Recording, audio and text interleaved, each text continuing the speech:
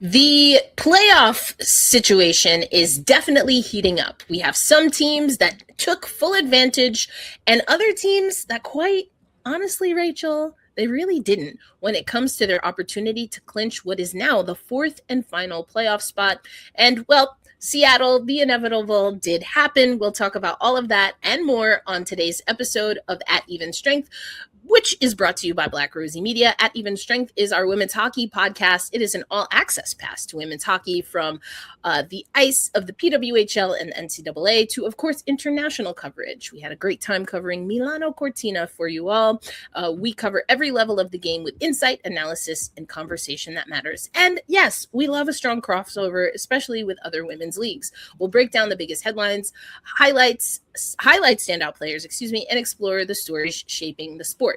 And so for right now, Rachel, that definitely is the conversation about the playoffs. We know that 3 teams have been sitting in a playoff position for a while and have officially clinched, I should say more specifically. We don't have that 4th team yet, but we do have another team who knows their future, and that is the Seattle Torrent. The Gold Plan officially activated for Seattle. Yeah, I think, obviously I love the Gold Plan, right? I think it's the right thing to do. I was having like the side conversation over on Blue Sky about Caroline Harvey and her high potential of going to a West Coast team. And that's bad for me personally because of viewing times and time zones. But I still think it's the right way to do it. So, Agreed. It's not all about me as much as I would like it to be. I know. Growing up in adulthood, we have to resign ourselves to it's not always about us, despite what Maya once sang. Great banger of a song. Anyway, I will say that if Caroline Harvey is going to go first overall, and again, I think the other players in conversation are definitely Layla Edwards, maybe even an Abby Murphy, but a lot of quote unquote mock drafts still have KK and Layla as any combo of 1 and 2. If it's Seattle, who again, they can start racking up points for the Gold Plan, I think they got to take a defender. I think they got to take a defender. And I don't think you go wrong with either KK or Layla. I guess it's just a matter of, Rachel, does Layla play forward or D at the pro level? Because we know that she plays defense at the international stage and plays forward and is an attacker at Wisconsin. So I think that's going to be interesting to see. But all of that, we have to see how it plays out. It was kind of a wild week because, there were some teams that, and we talked about our games of the week going in. Toronto was a team, right, Rachel, that I talked about. I was like looking at their slate. They really have an opportunity here. And I'm like, did I jinx them maybe a little bit? I was like, hey, Toronto, like, I don't know. Maybe I was talking a little too mean, and it felt like they were starting to get things together. And I don't know if that's the case anymore, Rachel. They had an opportunity against the New York Sirens, and they blew a lead late in the game. Yeah, it was interesting. I mean, I think in some ways they kind of got goalied. Mm-hmm. Kaylee Osborne just played a tremendous game and, stopped several breakaways, a great blocker save she had in the first period that definitely should have been a goal and wasn't. So, there was that to a degree, but also, they did kind of fall apart late, and they just let that relentless attack that New York can do when they're all dialing, in as they do sometimes. And they just kind of, I think, broke down late, and they made a lot of mistakes. And, Troy Ryan even said, we took too many penalties, and the penalties we took were bad, and they were actually penalties. I don't have any complaints about it. And that was huge in that game. Yeah. I mean, the pressure of the moment, we've talked about how the standings have been so tight. Last week, we had Montreal, Boston, Minnesota, Toronto as the top 4 teams. Ottawa, New York, Vancouver, Seattle as the bottom 4 teams. That's not the case Rachel, with a lot of the shakeups that have happened. Here we have our PWHL standings on the Black Rosie Media site. I zoomed in because there is, you might still be able to see it if you're watching on YouTube, a little bit of action, and I want to be mindful of anyone who, it will get distracted, aka me, by by some of that. But you can see that the standings are different. Montreal, Boston, Minnesota stays the same, but now it's Ottawa in that spot, and New York chomping on their heels. So Toronto has fallen 2 spots out of that fourth and final playoff position. Now, let's also say this. The points are very close. 36 right now for Ottawa Charge, which is why they're in that fourth spot. But then it's still 34 standing points for both the New York Sirens and the Toronto Scepters. I mean, what are you concerned about Toronto here? Does New York have a chance? Ottawa, we talked about it last week. They're going through a lot with their coaching change, an interim coach in Haley Irwin, because Carla McLeod, as we talked about last week, is stepping away to focus on her cancer treatments. Yeah. I mean, there's just a lot going on here, Rachel. Yeah, things are so close, and everybody's on the level playing field with the same number of games remaining going into this, this last weekend, or second to last weekend, I guess, here. But it is really interesting because you have the New York Sirens with the advantage here over the Toronto Scepters when it comes to the second tiebreaker at the moment, right? So they both have 9 regulation wins here. Sirens, as of now, have 1 more overtime win over Toronto here. So them being tied with the Sirens having that tiebreaker, which is moot if Ottawa wins out, right? Because, Ottawa is in the driver's seat here. Right. Yeah, I think it's going to be wild. I never count out Ottawa because they find a way, especially late in the season. I think we talked about Minnesota is also a team that they won 2 championships, but have never been in the driver's seat as far as the standings. Haven't won a regular season title, if you will. So anything can happen here. Do you have a sense of a team that you think can really pull this off? Is it contingent? We're going to talk about the upcoming schedule, but even if you weren't looking at the upcoming schedule and the head-to-head, which of course will make a difference, and we'll talk about that later, is there a team that you just feel is playing a little bit of a better brand of hockey? Is there even any kind of momentum that you can, that you think a team can capture right now, Rachel? I mean, I certainly think Ottawa has the emotional lift here, obviously, but I just don't see them as playing as consistently. I mean, and they did lose to Seattle recently. Right.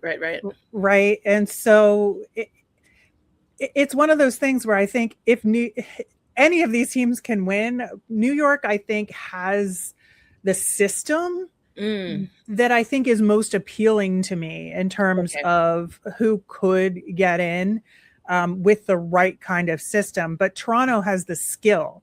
It's just, can they put it together and execute effectively? Yeah, I'm kind of with you. I think that it's really just a toss-up. It's going to be a matter of, literally and always, it's a matter of how well you're executing your game plan. Because the consistency has been a little bit all over the place for all 3 of those teams. Now, I know every once in a while we have people who feel that this is a less than Minnesota friendly podcast. So with that in mind, I don't want to get Vancouver on our bad side either. Not mathematically eliminated yet, Rachel, but the bar is super high. They have a lot of work to do if they're gonna get in that spot. I just don't think there's enough runway. I don't think so either. I mean, again, looking at their schedule, obviously now this game on Saturday is going to be huge for both teams in a lot of ways. And then Vancouver's got to play Montreal who's in a battle for first overall in the league. I just think, and they have a game against Minnesota, right? Right. So I just think it's too big an uphill climb. Not impossible, but too big. Yeah, it seems improbable. Not impossible, and certainly not statistically, mathematically impossible, not yet, but it does seem improbable. So I don't know. I think it's going to be wild. Before we move on, I mean, are there any other highlights from this week? Again, kind of a wild and crazy shakeup. Not surprising, because truly the standings have been really tight all season, and we knew that there were some games on deck when we talked last week that could impact the standings because of the head-to-heads. But is there any other game that you want to highlight, or a play or player that you think is worth talking about before we go to more high-level PWHL conversations? I mean, I am loving this Montreal-Boston battle for league supremacy. I think there's obviously a natural hockey rivalry between the two cities to begin with. Right. And just adding more to it this year with these two teams being the top. I just think it's been so much fun, and to get to see them play each other twice in a week is a blessing for all of us as women's hockey fans. 100%. I would say that it was unfortunate for Boston that they lost their big game at TD Garden, but yeah, I think Montreal did what had to get done, right? That's it. I mean, and it's that time of the year. And that's actually a really good segue, because we did talk about, of course, the MSG game. You were at that game, but we've also been talking about the lead up to the TD Garden game. And I think there are a lot of interesting nuggets, including what happened on the ice, as you mentioned.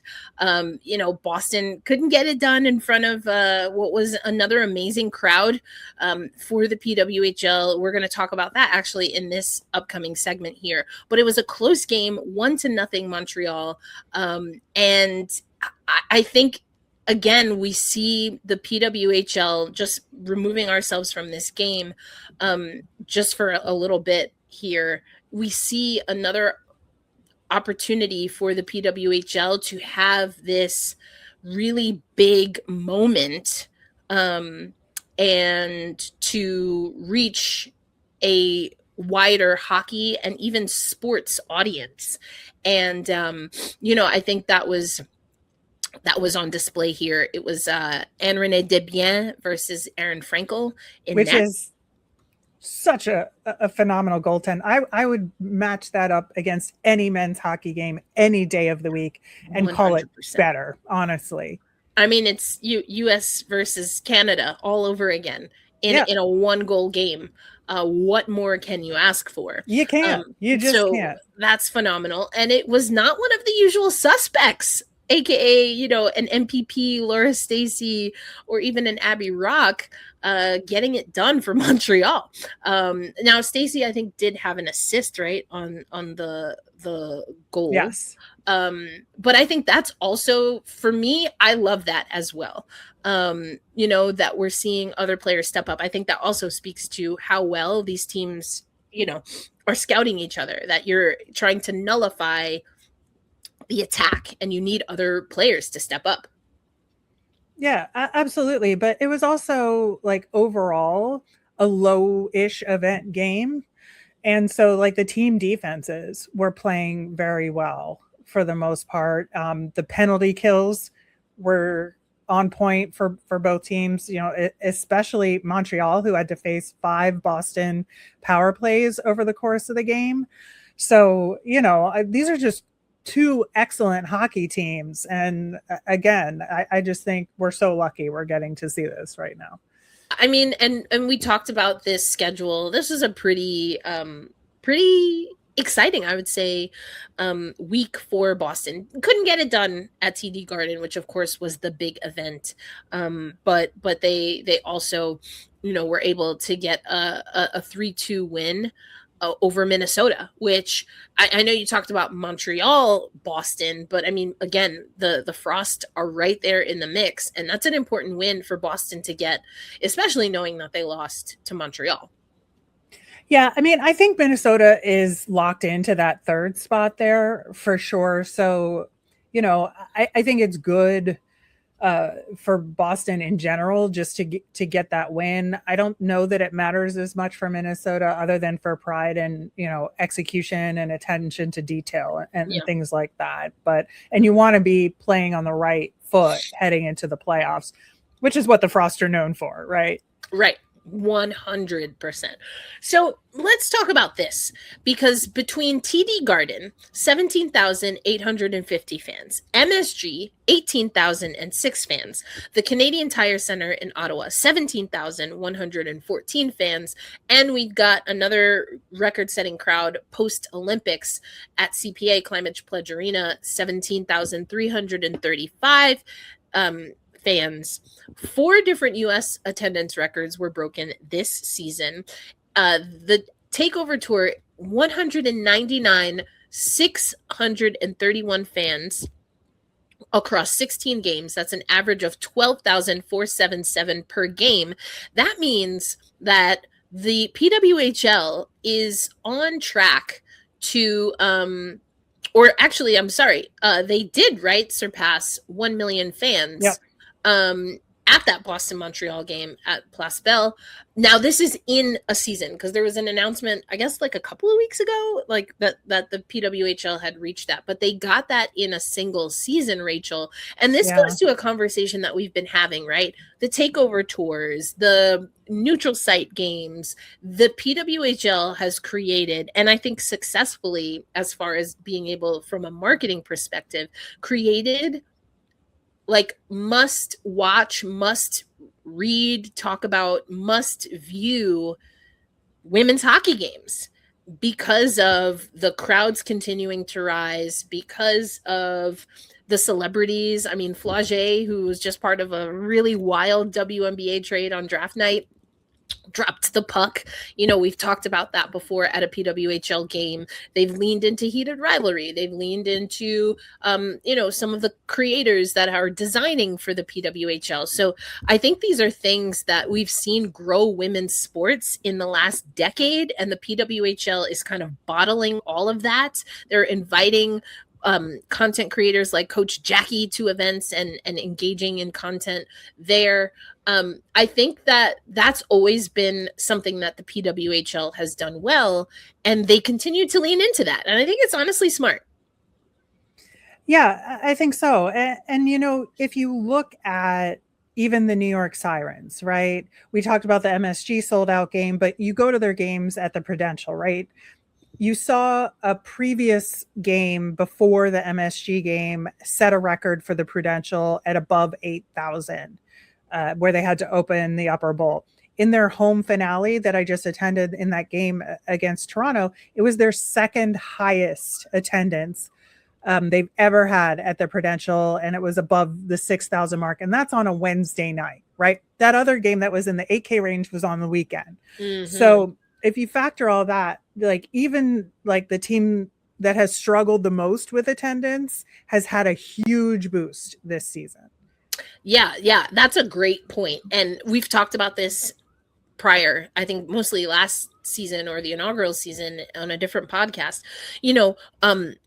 This is also strategic in the arenas that the PWHL is selecting, because there were some arenas early on that could not sustain this, and maybe arguably some that, again, they're not really a part of this, the blips that we see, the high ticks that we see in the PWHL, because they just cannot hold that many fans.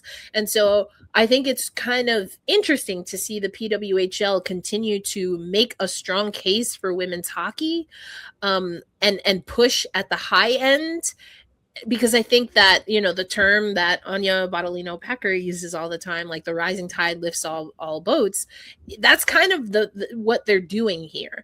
And I find that really intriguing. I find it really interesting. And I think it, again, does have value, but it does potentially come at a cost. Ava Wood, who is contributing over on our Seattle Torrent specific podcast, we've kind of stalled that for a little bit. But we had a conversation about the Seattle Torrent, and we were talking about takeovers. And what I will say is there's always another perspective to consider. And it seems like maybe the perspective that needs to be considered when it comes to these takeover tour games, the PWHL just structurally is travel. I remember being at the takeover tour game in Seattle when it was Boston, Montreal, and Montreal had to pack for 2 weeks worth of travel, including that West Coast game, which at the time of that takeover tour, there were no teams in the league. So that was an extended travel trip, just in the amount of hours. But also, again, they had to manage being on the road because they had another neutral site game. I forget exactly where it was. But so this has been a little bit of a trend that we've seen, and a caution, because again, Ava and I talked about it earlier this season. It was something that when I was in Seattle for that takeover tour game, the Montreal team was talking about, but it came under perhaps a different scrutiny because Brian Idalski made some comments, Rachel, and then Haley Salvian and CBC made some comments. And I do think I'm going to play, hopefully we'll be able to play the clip here. I'm going to play the clip, and then we can talk about what both sides are saying, because I do think there's value and weight in what both Brian Idalski and what Haley Salvian are saying. And I'm curious to get your thoughts here. You and I, of course, worked at a network where we both covered an NHL team, one on the East Coast and one on the West Coast. And I, for the most part, live in the central time zone. So I think we are uniquely qualified, I guess is what I'm trying to say, to maybe add a little more nuance. But here is the clip from CBC. Would be one thing if one of the expansion teams was killing it. We're both struggling. There's something there. There's something that with the travel and us going back and forth that's happening to our bodies, and we need to learn how to manage that better. I understand that the travel has been bad for both of these expansion teams. We knew that was going to be the case when the league announced that they were going to Seattle and Vancouver last year, but I take issue with the fact that they were playing against the Boston Fleet after he made these comments, and Erin Frankel posted on Instagram, the starting goaltender for the Boston Fleet, who only let in one goal in a 5-1 victory. She said it took them 52 hours to get to Edmonton from Boston. And you don't see Erin Frankel up there saying, we had a really bad travel day, that's why we didn't play very well. A lot of these teams in this league, unfortunately, have difficult travel, and only one team is using that as an excuse. What we heard in that clip is Brian Idalski saying, listen, it'd be one thing if the expansion teams were, one of us was crushing it, right? Just like completely dominating the league. But he's like, both teams are struggling. And they have been at the base in the bottom of the standings all season long. And, right. He's making an argument that travel has something to do with it. Now, I do think Haley Salvian's argument, specifically talking about that Boston, it took them 50 some odd hours to get to Edmonton. I don't even know how that's possible. I mean, I do. I've traveled to Edmonton, so. Well, there you go. Well, there you go. I'm telling on myself. I've never traveled to Edmonton. But like in today's, well, also, let's be fair. There's a lot going on with travel these days. So some of that perhaps is not all on the league. But we have had conversations, you and I, that some of the things with regard to travel, we're just not completely privy on what the travel situation is. There have been concerns about expansion with regard to travel, because when you keep things close, you can do like a bus ride or, a quick flight. But once you start engaging in cross-country or cross-continent travel, it does wear on the body. It's mentally exhausting. There are factors like, how the governments decide to enforce entry and TSA things that can come into account here. So I don't know. Is it fair or foul? First, Brian Nadolski, do you think it was, do you think it was a little bit, kind of was he kind of grandstanding? Was he making excuses? I think that's how some people are viewing this. Is that fair or to say? What were your thoughts, Rachel? I mean, I think it can be a factor. I don't know that it's the factor, right? Or the determining factor. I think it's going to end up being a combination of things that led to those two teams being less successful this year. Yeah. I think that when you have a new organization, things are going to be clunky, and it'll take some people a while, even the people behind the scenes, right, who are doing all the logistics. It's like nobody's fault. It just takes a while for an organization to get up and running and feel like things are running smooth, right? Yeah. And so I really feel like it doesn't really matter about the players on the ice in terms, I mean, it does, but in terms of, that's not just the only part of the team that has to get used to each other, right? It's everybody. Right. It's everybody behind the scenes. It's trainers. It's how does the medical staff work? How does nutrition work? Like all of these things will come into play here. And so it's just a different animal when you are a new organization versus an existing organization, no matter what. Is the travel a factor? Probably. But there's going to be so many other things that play into it that I don't think you can isolate it as the thing. Yeah, I would agree. And I mean, I'm not exactly sure that Brian Nadolski was excusing the loss or even the entire season on that. I do think it's, like you said, it's a talking point. And it's something that when you're towards the end of the season, you feel the travel a little bit differently than you did when everything was shiny and new, right? So I think there's that part of it. Now let's go to what Haley was saying in that clip, where basically she was like, I take exception that he's mentioning this when the Boston team had 50 plus hours to travel. Aaron Frankel lets in one goal and they win the game. I think that's fair to bring that up.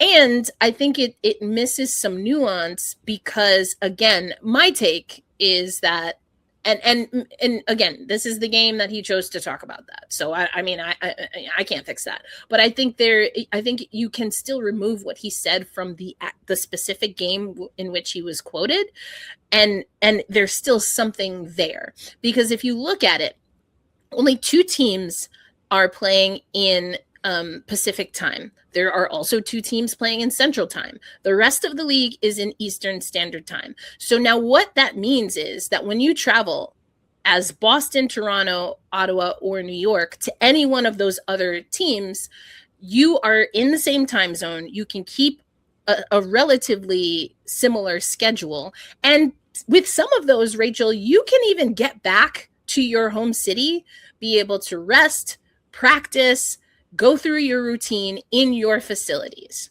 But when you're on a road trip and you're not one of those teams and you're not playing against those teams, now there are other things that come into play. How many nights are you spending in a hotel? Does the hotel have adequate recovery? What does that recovery have to look like?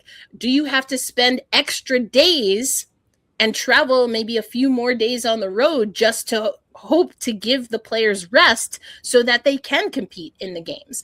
You've got 5 teams that are on Eastern time and then 2 that are on Pacific time. That impacts recovery. That might impact how many times how many nights you're on the road because you want to make sure you have a buffer for recovery, all of these things. And it's not just Vancouver that experiences it. It's not just Seattle that experiences it. All the teams experience that because we're in different time zones. But you have to admit that 3 teams have a much different experience with travel than the East Coast teams. And of those 3 teams, one of them has an hour difference, which is still, as someone who lives in Central Time, it doesn't seem like a lot, but it can be a lot. But especially 3 hours, I've done the New York from Seattle. That's tough. It's tough just as someone, and I'm not out there playing hockey games. I'm not scouting for hockey games. I'm not coaching hockey games. I'm not running stats for hockey games. But I know that is a grueling schedule. So I do think there's something to that. And, it goes back to a conversation that the WNBA really just fixed in the last 2 seasons, and they're in their 30th season this year, and that is charters. How are pro athletes traveling so that you can mitigate some of that fatigue? Well, the way to do that is to pay up so that you have private or more private travel, so that they're not also having to worry about engaging with fans. With all due respect to fans, I'm sure they love it. I'm sure at times, and I think most times women's sports women's sports athletes are accommodating, and it's like you don't always want to be on. You don't always want to be on. So I think there is a lot here. I'm very curious to see how it plays out. And again, Brian Nadolski is kind of getting the heat for his comments now, but we've heard teams, I'd say, maybe grumble about travel, including for the takeover tour. Right. That's a bigger part of it, in my opinion, is the takeover tour. It's getting to other markets that maybe have slightly more difficult logistics around them in terms of fewer flights available per day or things like that. Or, trying to make combination trips because suddenly now you're going to Detroit and Seattle in the same trip, versus just Seattle and a home game. Right. Exactly. So I think it's really the takeover tour that's part of it. And I'm sure, because I have done travel logistics for an organization before, we're dealing with hundreds of people and their travel over months long time period. Yeah. I'm sure there's a per flight cap that they have. So, there's, and that's what leads to like 50 some odd flights to Edmonton, right? Because you got to have seats on a plane available. Yeah, exactly. And you have to get under your required cap on cost per flight without higher up approvals to go over that cap for whatever reason. And your budget is what your budget is. And sometimes it makes for really annoying travel, and you have to tell people that their flight is going to be at 6 a.m. and they have to suck it up. It's brutal. It's brutal because their travel is their travel, and the schedule is for the most part the schedule. And that's not even factoring in things like, it's a sport that gets played in the winter. And there's, travel delays that you can be the best travel planner and still run into issues. Right. There's so many different things playing into it there. And like I said, the takeover tour complicates that from a scheduling perspective. I think that the building availability and the consistency there overall plays into it in terms of where teams are going, because it may be extra travel, like by bus to a different kind of venue, things like that adds to it. Exactly. Well, let's keep our finger on the pulse. We continue to talk about the good. I do think the marketing is the good, the high level good for the takeover tour. The struggle, though, is travel. And we've talked about it at Black Rosie Media before. We're going to keep talking about it here. But let's transition. We're going to wrap up, of course, with our game of the week. But before we do that, Rachel, you are donning, pun intended there, you are wearing the Pride shirt from the PWHL. We talked about that merch drop last week. You were able to get your shirt at a Pride game. We have some coming up. But what was that experience like? Clearly, you picked up the merch. I like the color. I really like it. I know. It's really cute. I wasn't sure about it when I saw it on the computer, but seeing it in person, I was like, oh yeah, I have to get that one. I like it. Really cute rainbow color, and there's like all the teams represented there. It kind of feels like a cute pajama top, even though I'd wear it out in the world for sure. Love that. But yeah, it's super comfy, fits well. So really good job on the Pride merch, I think, overall by the league. really, really happy with everybody I talked to that was buying it, was really happy with the designs and the quality and all of that. So stick taps on that. It was a little awkward at the Sirens game just because it was the last home game of the season. So they were trying to do some fan appreciation stuff at the same time. And like, it was too much. But, I think they were just doing the best they can with the league initiative being Pride games were in this specific window. And it kind of was what it was on that front. Yeah, for sure. So, well, we'll see. Are y'all going to any of the Pride games? Let us know in the chat if you're watching. We've got the games that are left. Montreal at Boston happened on Friday, the day that we're recording, and then New York at Ottawa is coming up as well. But let's talk about what we think is the game of the week, Rachel. And again, we're going to go to Black Rosie Media. We also have a schedule widget for you on the website, so you can check that out. But again, we're recording on Friday. So if you check out this on Saturday, you'll have the update there. But we also have the New York Sirens taking on the Ottawa Charge on Saturday, Vancouver versus Seattle. Also on Saturday, Sunday, Toronto versus Minnesota. Wednesday, we have the New York Sirens versus the Minnesota Frost. And again, the Torrent and Golden Eyes go head-to-head. Thursday, full slate, Fleet versus Charge, Frost versus Scepters, Victoire versus Sirens. And then we'll get to the 25th next week. But Rachel, what is your game of the week? I mean, it has to be the Sirens at Ottawa. I would agree. I would agree because of all of the things that we talked about with the head-to-heads, with the standings. Again, you can also toggle here and look at the standings on blackrosiemedia.com. But yes, this is the big one. Can Ottawa hold on to that number 4 spot as of right now? We know it's close. And again, the Sirens did a good job to leapfrog Toronto, as did Ottawa. So both of these teams looking to battle it out for what is that 4th and final spot. So yeah, that is the game that we believe is the one you should watch. It has the most, of course, implications for the playoffs. But Rachel, we're just going to see how these games go. I think it's going to be exciting once again, coming down to the wire. It's just Seattle in the gold plan, so they have some chances here to get some points before anyone else is eliminated. It is also interesting that they play Vancouver twice. I know. It's like Seattle has a chance to earn gold plan points, but Vancouver wants to stop them from doing that. But also, do they want to be part of the gold plan? Like, it's a whole thing. Right. Well, they play each other twice. So is there some strategy that goes there? Yeah. You can't, Brian Nadolski, this is a little tongue-in-cheek, but you can't talk about travel too much for those games. No. Not in the same way, anyway. But hey, listen, thank you for joining us at Even Strength. This is our women's hockey podcast at Black Rosie Media.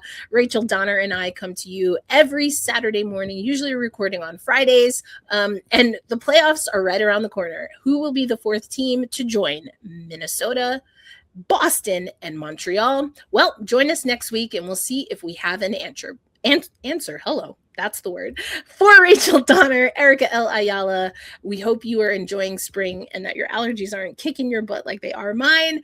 A reminder, hey, be kind to yourself and extend that kindness when you're able to others. Until next episode, we will catch you somewhere on the interwebs. Until then, peace out, everybody.